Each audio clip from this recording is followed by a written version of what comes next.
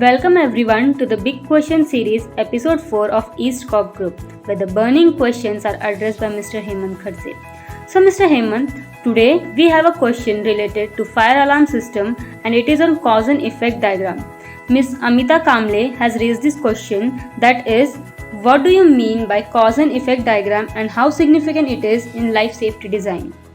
Very good question related to fire alarm, and many engineers have actually this confusion in the mind. What is this term called cause and effect diagram and how it is being used or implemented in your design? So let's understand this term little quicker and deeper. Many people actually use this term as cause and effect matrix or cause and effect diagram. It's one and the same thing, but the fundamental objective is to add the feature into the analog addressable fire alarm systems so it becomes more reliable and becomes more meaningful for particular building where it is getting installed. So as a layman example, if you have an air conditioner in your house, you have an option to set that particular AC at that temperature, and the moment you reach to that particular temperature, says 25 degree, the compressor gets off automatically. So it's nothing but a cause and effect which is inherent into that design where you can save energy. So in layman's term, you have an input and you have an output given to that particular systems so that you are able to achieve what is your desired objective. So when it comes to fire alarm, you are essentially doing a mind mapping of that fire alarm system, because individually as a standalone fire alarm system, of course the job is to pick up the warnings from smoke sensors and give you the alert through the strobes or sounders in the form of audible and visual devices.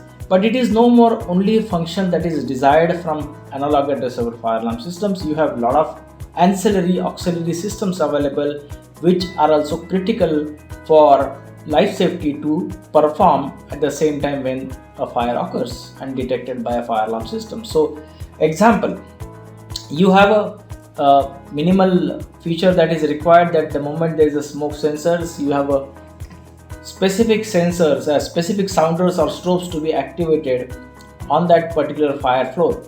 This is again one basic function that a fire alarm is supposed to do, which also can be part of your cause and effect diagram or a cause and effect matrix. But likewise, you have a third party systems like your ventilation systems, your HVAC systems, that also needs to be behaved differently in fire mode. Like you need to trip off your HVAC the moment there is a fire on that particular floor, and only once you put that into your matrix plan that this particular floor, if suppose detected a fire, that particular HVAC to trip off, or maybe fire dampers to close or open.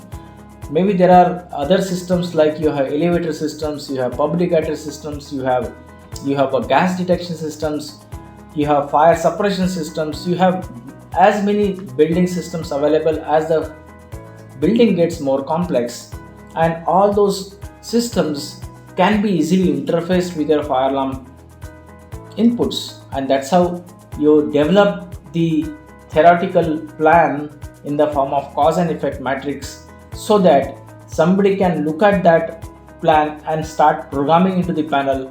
At the same time, somebody can test and commission by looking at that matrix during the commissioning, and the moment you have that plan in place, then only you can actually configure it at the site, and then only you can probably witness during the commissioning, and that's how the entire system gets more meaningful, more reliable, and you increase the life safety of that particular building. So it's a very, very important, significant part of your design planning, and I encourage every designer to ensure that cause and effect matrix must be developed in a right spirit and it gets implemented at the project that you are working on. Thank you.